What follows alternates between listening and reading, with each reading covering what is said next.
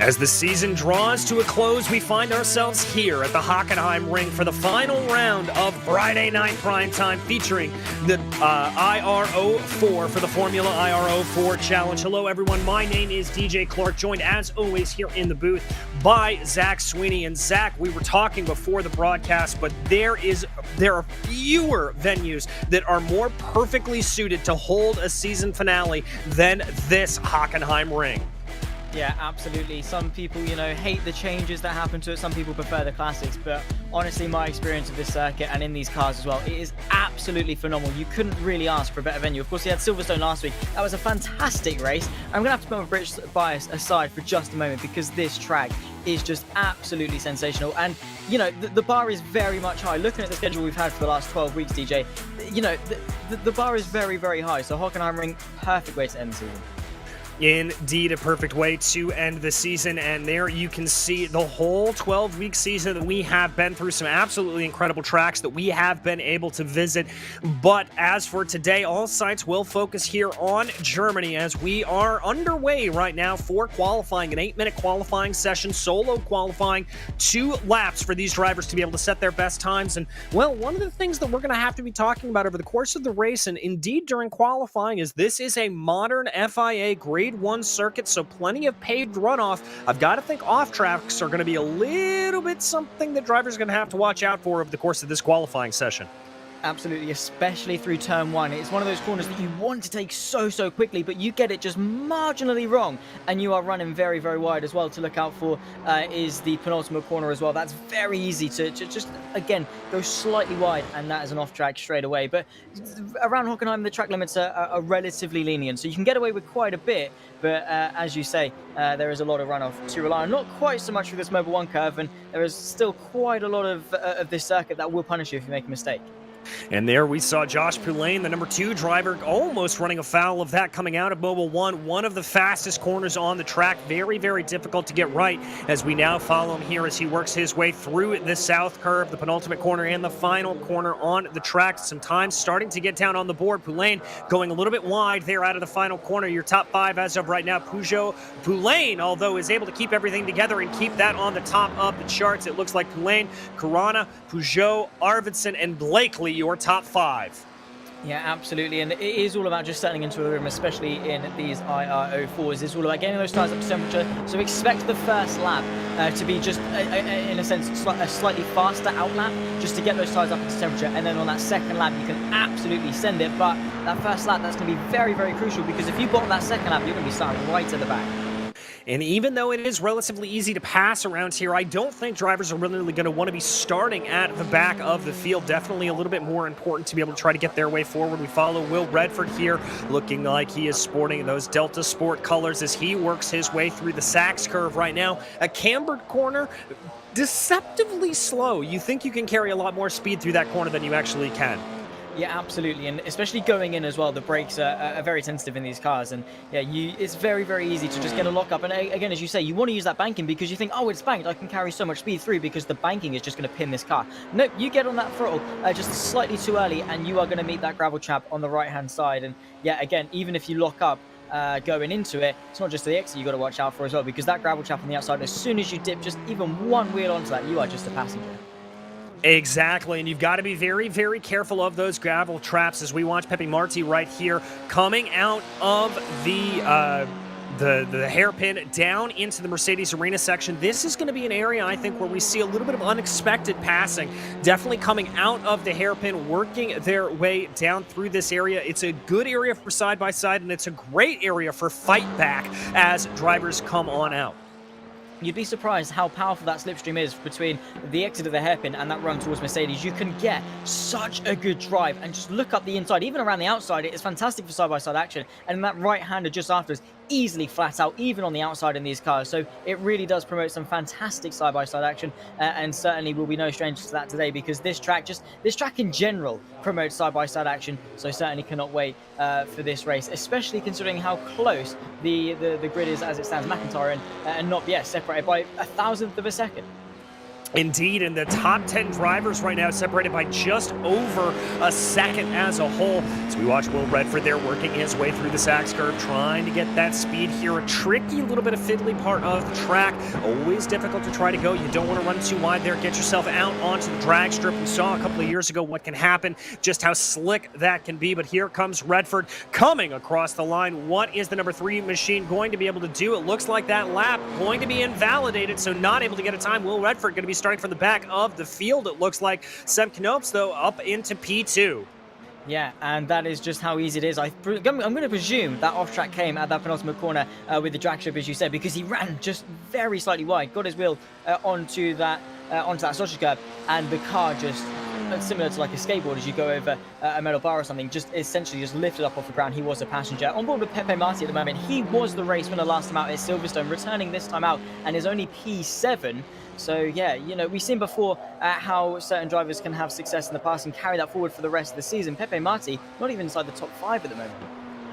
Yeah, a little bit of a surprise there to see that, as you said, the defending winner, but we are expecting a little bit of, not necessarily carnage, but a little bit of problems maybe at the start. You talked about taking a couple of laps to get those tires up to temperature. We could see him move up through the field, and as we've seen plenty of times, drivers moving up and down through the order. Marti now coming out of that final south curve. Let's see what he's got here as he runs that car as wide as possible. Is he going to be able to improve on a 39.2? Yes, he is. All the way to the top of the charts. I jinxed him. I doubted him too soon. He's already on to provisional pole by half a 10. Very fine margins, as I think we just wait for the final couple of people to finish their laps, which I don't think anyone else is on the lap. So it is going to be Pepe Marti that comes in and takes pole position right at the death of it, and by the skin of his teeth as well. But yeah, this is certainly going to be a good race to watch.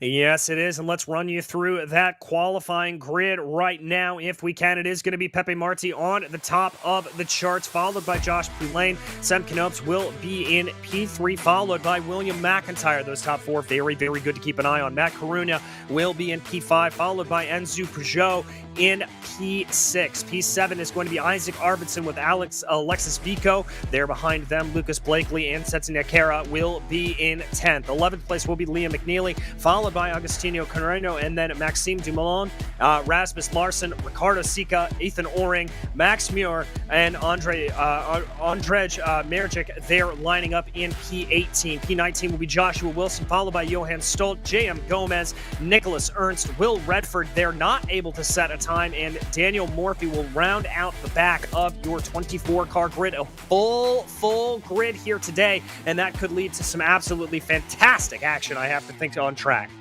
Yeah, absolutely, because everyone is going to be trying to follow their way through down towards that turn 6 hairpin. And yeah, especially as we say on those first laps when you're trying to get those tires up to temperature, because it's so crucial. The biggest time gain in these iR-04s is the brakes. And if you lock up, it is so easy to go straight into the back of the guy in front of you. So yeah, with a full grid, it's going to be absolute carnage down towards turn 6. But yeah, that's what we love to see. It is indeed what we love to see, and just waiting here for Seb Knopes to really get onto the grid. Couple other drivers as well, Mehmet Kara and Agostinho Correa, a couple of the drivers that we are waiting for as slowly but surely they trickle their way onto the grid right now. A standing start here in Friday Night Primetime always makes things exciting.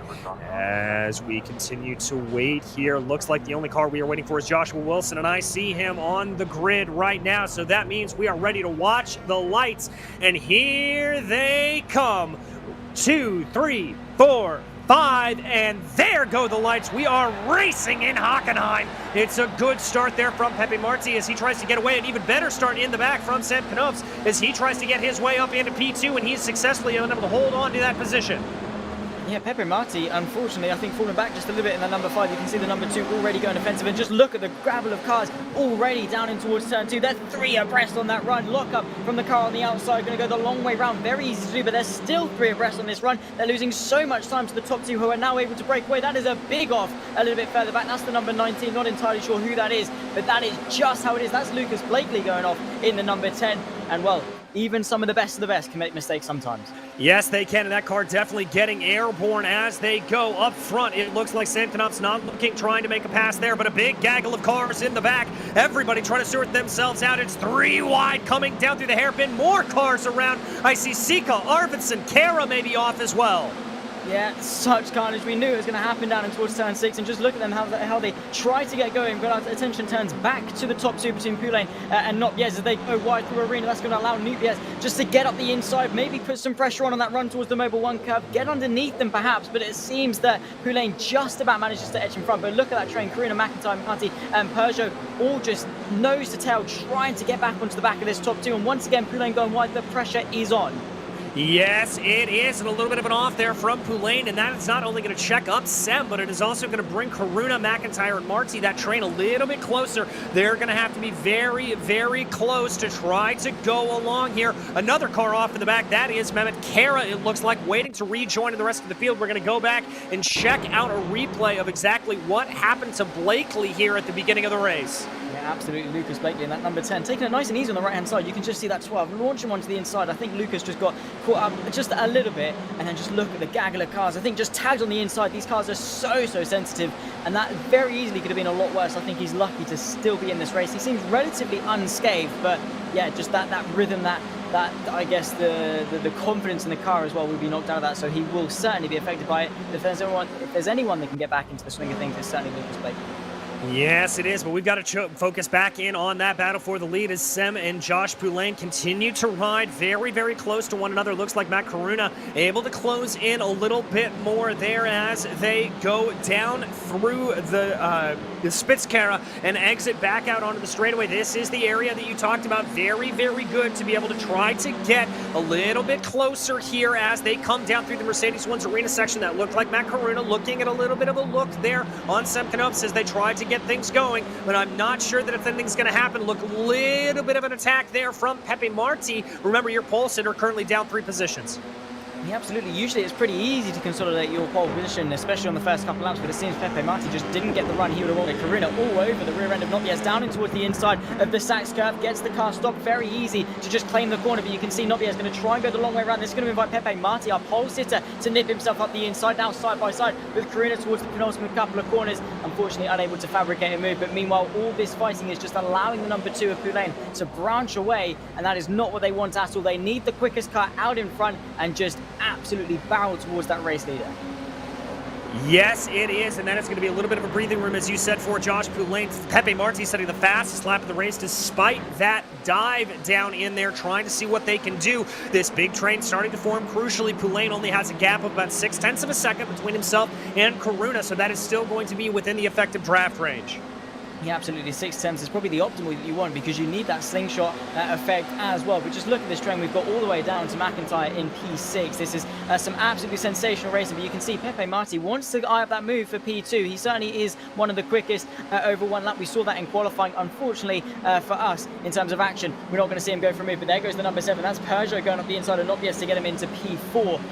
But for the most part, they stay single file, just nose to tail, trying to stay in touch because, again, like a kart race, if you're in 5th and 6th, you do not want to fight because those guys in front, they're going to break away, they're going to slipstream into each other, and they're just going to absolutely run away with it.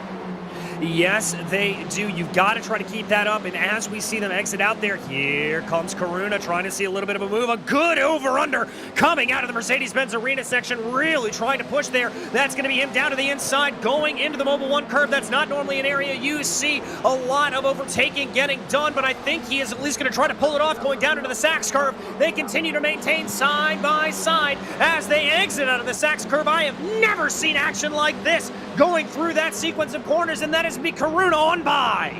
Yeah, absolutely fantastic move, 2x2, Noah's Ark, and here comes Pepe Marti trying to make it another place lost for Poulain as they go side by side down the pit straight towards the North curve. It's going to be very, very difficult to make that one stick if you're just going to nip your nose in on the inside, but you can see he has to tuck in, and that just forces everyone else behind to let him file into place. But Karuna, absolutely sensational racing between the two of them, great mutual respect, but it's not over yet because that long run through the parabolica towards the hairpin, Poulain's going to come right back at him.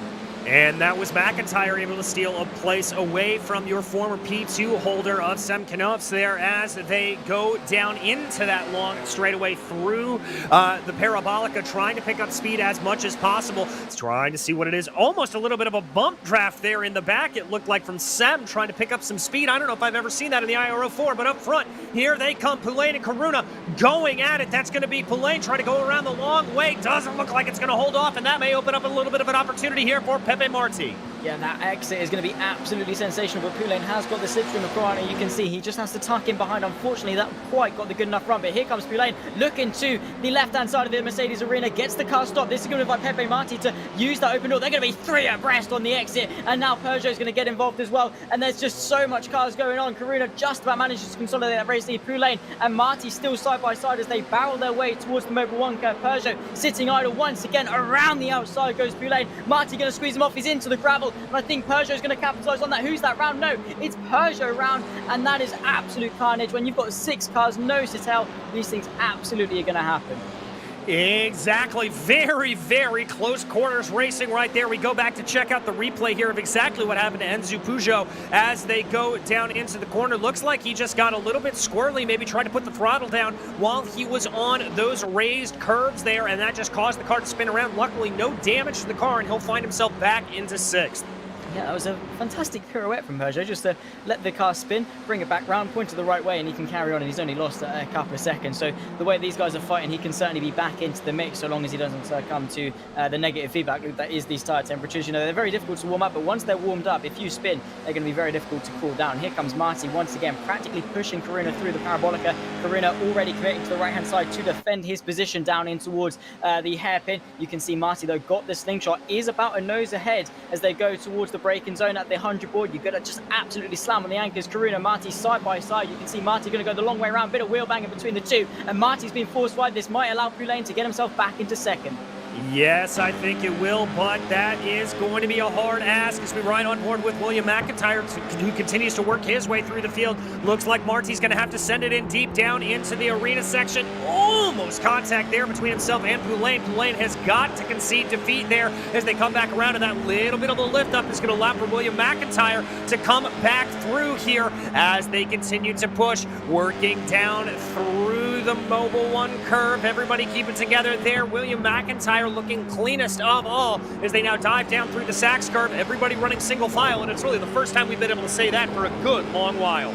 Yeah, absolutely, but it's not going to last for long because Pepe Marti going to send one to the inside of the penultimate corner. A bit of wheel banging potentially. As you can see, Coruna's forced wide. That's going to invite Poulain and maybe even McIntyre because Coruna's been completely mugged off on this short pitch straight towards the north curve. Is McIntyre going to be able to get a nose ahead? Not quite, but a sensational move from Marti and an absolutely fantastic capitalization there from Poulain to get himself into 2nd place. Might be able to fabricate a move and get himself into the race lead as well. Maybe just having to defend from Corona, who's going to go the long way round, settles himself back into 2nd place, but this fight for the race lead is going to boil down, and we're not even halfway through this race yet, DJ.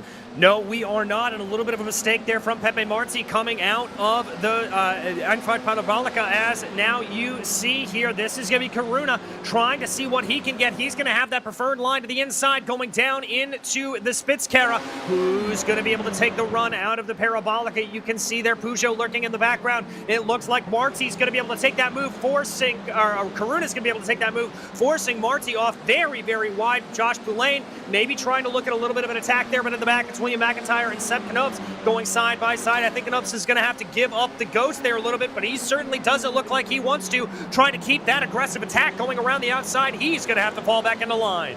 Yeah, absolutely. I'm absolutely loving this, and we've still got another 10 minutes of this left to go in the top 6. Absolutely giving nothing, leaving nothing on the table. And yeah, they are absolutely delivering for this season finale. Corona leads from Marti, Poulain, McIntyre, and Nobby as your top 5. But that is always going to be subject to change, especially in the course of this race. The top 3 especially giving us some fantastic action. Is Marti going to go for a bit of deja vu? Dummy back to the inside of the penultimate corner. Not quite, but the slipstream is keeping all of these cars in check, DJ, and is absolutely welcomed by us. Yes, it is some of the beauty there of this iR-04, just how important that slipstream is. Corona there, it looked like all 3 of your leaders there, Corona, Marti, and Poulain, all running a little bit wide off of the south curve, as now that's a little bit of a defensive line from Matt Corona, trying to see if he can block off any attack from Pepe Marti as they go down now into the Einfahrt Parabolica, single file yet again, but that draft battle getting ready to fire itself off here without question. Yeah, everyone just waiting, holding station for this run through the parabolica towards the hairpin of turn 6. But yeah, you can just see how it's keeping everyone in check. Corona is going to be very, very vulnerable indeed, because Marty certainly is going to eye up a move, potentially going to go to the inside, maybe get a bit of his own back on Corona, who's forced him wide the last couple of laps. Down the inside goes Pepe Marti, gets the car stopped. Corona and Poulain also going to get themselves involved. McIntyre going to go for 2 cars in one corner, potentially with that absolutely fantastic run off the hairpin, side by side with Corona, fighting for second place. Poulain also wants to get himself involved, and he used the open gap that McIntyre has made, and Karuna's been completely mugged off. Nopiaz also wants to get involved, try and go around the outside of the arena, but that is just how quick it can change. Pepe Marti with probably the largest lead that we've seen in a couple laps, with only half a second, and that's always going to close back down. But William McIntyre very much impressing us with his capitalization today. Yeah, that was some very good heads-up driving there from the number 1, being able to recognize those opportunities. A couple of cars dipping their wheels off into the gravel there through the Mobil 1 curve, as now they fly down around. Looks like Josh Poulain not letting McIntyre ride off into the distance, though. He's keeping very, very close behind that number 1. That is the number 1 and the number 2 there that run line astern. That gap for Pepe Marti already up to 0.6 of a second. We'll have to see if McIntyre is able to close that down a little bit as they come out of the south curve, headed their way to the north curve. You talked earlier, Zach, just how tricky this corner is. Looks like all the drivers are able to handle it just right. That's going to give McIntyre a little bit of a gap, and it looks like Semkonovs are able to set the fastest lap of the race last time out. Yeah, and he's down in P5. So yeah, it just goes to show how good all of these guys are. Marty continues to lead from McIntyre and Poulain, who are certainly in hot pursuit. Well, all of the top 6 certainly in hot pursuit, and you can see the number 7 of Peugeot back into the mix to make this a 6-horse race for the race lead with 7 minutes and 45 seconds left to go. Is Marty going to be under much pressure down in towards turn 6? I don't think so, as McIntyre going to have to hold station. Perhaps Poulain going to send one to the inside, maybe. No, as they all sit single file once more, because again, you've just got to wait for the perfect opportunity, because if you go for a move, it's such fine margins to these cars. You go for a move, you lock up, you're going straight, and you're probably taking the guy you're trying to overtake with you as well. Indeed, and that is the last thing you want to have happen. That gap, by the way, for the lead, maintaining it about 0.3 of a second. Let's call it a car length and a half as they go their way around right now. Coming out of the Mercedes-Benz Arena section, everyone single file here. Looks like Corona had a little bit of a bobble as they came out of the corner. Now they're going to come down through Mobil 1. What is going to happen here? You can see just how sideways these cars are getting. Not all that much downforce in these iR-04s as they come down through the Sachs curve now. Everybody keeping relatively calm, cool, and collected. One of the first times we've really been able to say that this entire race, but I've got to imagine here, Zach, that as we tick closer to 5 minutes to go, things are going to get absolutely crazy. Right about 4 laps left to go in this race, and I think everyone's just mutually agreed, let's just take a breather for a minute, let's chill out and then recharge, and then we can go absolutely ham for the last few laps. And you can see Poulain getting a lovely run through turn 1, the Nord curve, and McIntyre just running a little bit wide. That will certainly probably be a 1x to his record, and it is such fine margins, because all it takes is turning in a little bit too early, too late, and you are going to be just going straight on, or not carrying enough speed through, which again is probably equally as dangerous, as the cars behind you are closing in, certainly at a rate of knots. But yeah, the top 4 breaking away from 5th and 6th for the time being, and McIntyre, I think, just sitting station. Maybe we've seen how conservative McIntyre can be, just sitting back and waiting for his moment. Maybe he's putting some pressure on, waiting for Pepe Marti to make that mistake for it. Well, we haven't really gotten a chance to talk about that. Then there's that mistake. There it is. That is going to be Marty making the mistake, locking up, coming down through the hairpin, and that's going to set up a drag race now between McIntyre and Poulain as they go down here into the Mercedes-Benz Arena section. McIntyre backs off a little bit. Corona trying to see if he can find anything to get around the number 1. Not going to happen. So through all of that, McIntyre's going to stay in 2nd place. Poulain able to bump his way up 2 positions. Wow, well, yeah, seconds, moments after I jinxed it for him, and unfortunately for McIntyre, he wasn't the one to capitalise most on that. It was Poulain. Just have a look what happened to Pepe Marti. You can see McIntyre braking very, very late, potentially looking to the inside, maybe just putting some pressure on. Pepe Marti, you saw, turn out of the corner to avoid a collision. McIntyre doing everything right, just putting some pressure on, filling up the mirrors, and unfortunately for him, couldn't quite get the run, and Poulain just said, thank you very much, and up the inside he went. But yeah, Pepe Marti been a little bit too conservative. I think McIntyre just scared him a little bit. I think he did as well, but it looks like as we take one more look at that There may have been a little bit of contact there that forced him a little bit wide, but I think that lockup was in effect before they got to it. I can also report while we were in replay, it was actually William McIntyre that made a little bit of a mistake coming through the south curve, just bobbling ever so slightly. That sees him fall down to 4th place overall as we've got about 4 minutes and 40 seconds left to go in this race. Probably about, I'm going to estimate here, 2 to go at the line as they run through. Josh Poulain able to pull a little bit of a gap here to the tune of about 0.5 of a second. Marti and Karuna starting to close in behind. I've got to think Pepe Marti is going to have a little bit of revenge here. Maybe tries to want to get a move done going down into the Spitzkara. No, he is going to stay in line. Yeah, absolutely. But that number 7 Peugeot going to send one to the inside of Nopjes, get himself back inside the top 5. What a resurgence that has been for the number 7, who obviously had that spin through the Mobile 1 curve, has recovered, and now certainly back into the mix. And that is just how this race has gone, how unpredictable it has been, and how topsy-turvy it has been. Nopjes going to come back at him towards the arena section, going to have to tuck back in and fall into line as the top 6 all follow each other through nose to tail, not letting anyone have any breathing room at all. And it will probably be 2 to go at the line as Karuna Poulain fight it out. But Marti, yeah, he's certainly going to want to come back in this race because he's the man with the pace. He's the one that set it down in qualifying, but he's certainly fallen into the pressure, which, to be fair enough, you've got 5 other cars around you all fighting for the exact same race lead that you won. It's going to be high stakes. It's going to be very, very high stakes as they come out of the final 2 corners right now, and we can confirm 2 to go at the line. Here they go. But seeing what they do, this is it. Drivers knowing that only 2 laps to go and not a whole lot of time to make up these moves, kicking up a little bit of grass there in the back. Matt Karuna setting the fastest lap of the race from P2 on the last position, trying to see what it is. Karuna being smart there, not wanting to make the move before they go into the Parabolica, wanting to use the full effect of that draft. A little bit of a shallower line there from Karuna. I think that may help him out. And here comes the draft coming into play. Does Poulain have anything for defense?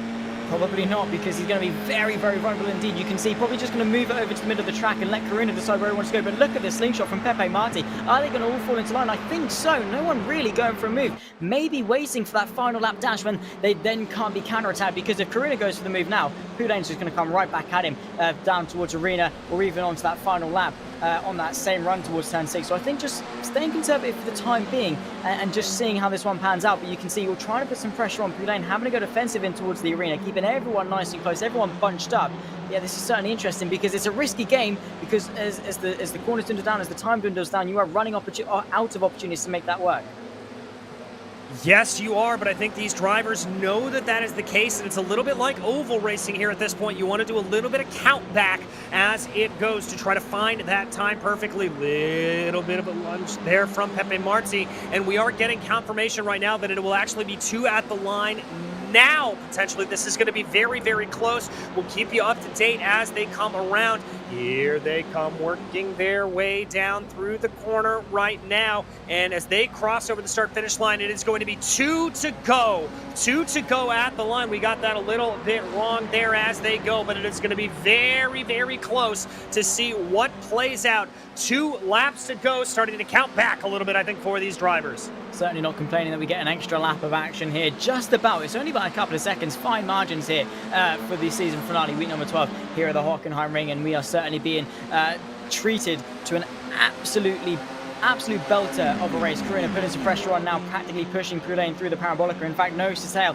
are the entirety of the top 5. Nopjes, unfortunately, has fallen back a little bit. Defensive goes Poulain, and Karuna going to go side by side. The Karuna on the inside. Poulain going to try and go the long way around. You can see the number 1 of McIntyre sending one to the inside of not 1, but maybe even 2 cars as they now barrel their way through towards the right-hand kink and towards arena. Karuna up into the race lead, but Poulain's going to come right back at him side by side. It'll be the outside 2x2 Noah's Ark, DJ. Yes, indeed. They go down into the corner now. It's a battle of the late breakers as they go down to the Mercedes Arena section. It continues to be Karuna and Poulain absolutely hammer and tongs with each other. Marti looks like he's been able to lock down 3rd place position. That attack from McIntyre not paying off. Poulain now pulls out ahead as Karuna maybe takes a look down into Mobile 1, as did William McIntyre. Neither one of them wanting to send it out. A little bit of side-by-side there, though, is Pepe Marti trying to make a move through the Sachs curve. Is he going to be able to have anything done here? He goes wide. That's going to push him back into 3rd place. Yeah, absolutely. He's now going to come back up the inside of the penultimate corner. Does get that move stuck. Marty is on an absolute charge towards the front. Is Karuna going to fight this one, or is he going to bide his time and wait for the opportunity? Because they do not want to be giving Poulain any margin of breathing room. And 2 seconds was the margin between this lap being the last lap and the lap previous being the last lap. So absolutely fine margins. But for these guys, I'm sure they're going to be absolutely devastated they've got an extra lap, because their hands are going to be so sweaty. The pressure is absolutely on, especially for Poulain, who now has 1 more lap to hold on to that race lead. And is he going to be able to defend here going down the long, long parabolica? We already see some Indy 500 style weaving there from Poulain, trying to break the draft just a little bit. Pepe Marti closing up behind, but it looks like Matt Karuna is the one that has the run here on the number 5, as there he goes defensive, trying to get it out. Marti is going to be forced to go to the inside. There it is. Marti up into P2. Is he going to be able to bring along Peugeot with him? That is right. Peugeot already up and able to get into that position. They fall back into single file order. William McIntyre back into 5th place. Is anybody going to get aggressive going down through the Mercedes-Benz Arena section? A little bit of a move there in the back from Peugeot, but I think it might be slightly half-hearted. Is he going to be able to hold that out? There's contact there between himself and Karuna. Yeah, Peugeot gets himself into P3, a bit of a breathing room for the top 2 as they head towards the final sector for the final time in what has been an absolutely sensational race. I think Poulain might just be able to hang on to this one unless he doesn't, unless he makes a mistake. But Marty's going to put that pressure on through the Sats curve. Marty going to send one to the inside, side by side for the race lead, and they're going to be so close. Only a couple more corners left to go, DJ, and we don't know who's going to win it. We don't know who's going to win it. Poulain looks like he has the advantage there. Marty not able to close it down as they come out of the south curve. Here they come to the start-finish line. Does Marty have anything left? It doesn't look like it. It's going to be Josh Poulain taking victory here by the slimmest of margins, only 0.12 of a second. What a race that was. Take a bow, the top 6, and Peugeot unfortunately got himself onto the podium on that final lap, and unfortunately is out of this race as well in just a moment of seconds. And what could have been an absolutely sensational redemption drive from the start of this race to the end, unfortunately for him, that is not how it ended out. And just look at these two side by side through the final sector. That's somewhere you wouldn't expect at all, but these cars, the iR-04s at Hockenheim, an absolute perfect recipe for some good action. You can see, I think that was Peugeot going absolutely sideways through the penultimate corner there, and that's how it is. But Marty so brave on the brakes, and great respect between them not to run each other out of track. Yeah, respect there, I think, the big operative phrase to be able to keep that up and going. You saw a little bit of potential fight back there from Marty, and that is Peugeot having that incident coming through the final corner. Let's see exactly what happens here. He's under pressure from William McIntyre. Ooh, little bit of contact there. That's going to send him slightly squirrely. McIntyre and he going to be side by side coming down, and big kathunk there from McIntyre. Tries to keep it back together, gets it back onto the track, and then the car just breaks away from him. Yeah, it's an easy mistake to make, but again, you don't really have much to play with, and you are going very quickly into those penultimate corners, and as soon as that car goes, you are very much a passenger in trying to save it. But yeah, overall was a fantastic race to watch, and honestly, DJ, I don't think we've had a better race this season, and I certainly couldn't have asked for much more for the season finale.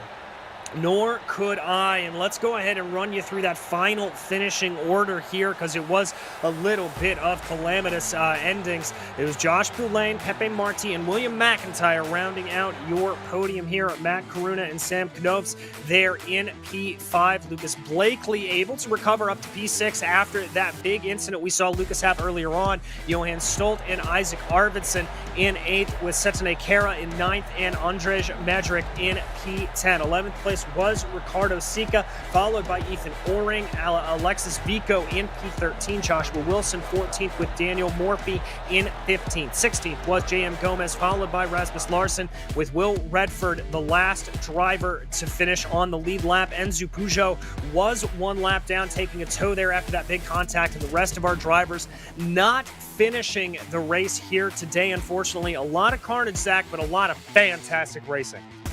Yeah, absolutely. It was honestly sensational, and I knew I've been, doing these cars at this track pretty much all week, and I knew coming into today I was looking forward to it, because I just knew it was going to be such a good race if these guys could keep themselves clean. We had the perfect balance of drama, chaos, and excitement, and those guys, fantastic respect to be given to all of them. They were so close on pace, and that slipstream really kept everyone lovely, lovely and close together, and well and truly in the mix. And yeah, just left speechless after that one. But yeah, top 6 fighting for the race lead. You really couldn't ask for more. And yeah, we certainly got our money's worth on that one. We certainly did, and sadly, though, that is going to wrap things up for us, not only here at the Hockenheimring, but for the season of the Formula iR-04 Challenge, presented here on RaceSpotTV. Don't worry, we will be back after Week 13. We'll take a week off and then be back for the next round of Friday night primetime. But in the meantime, on behalf of myself, DJ Clark, Zach Sweeney, and Connery Maddock behind the scenes, we would like to thank you for joining us here today at the Hockenheimring for Friday night primetime. And until we see you on the track, thanks for watching.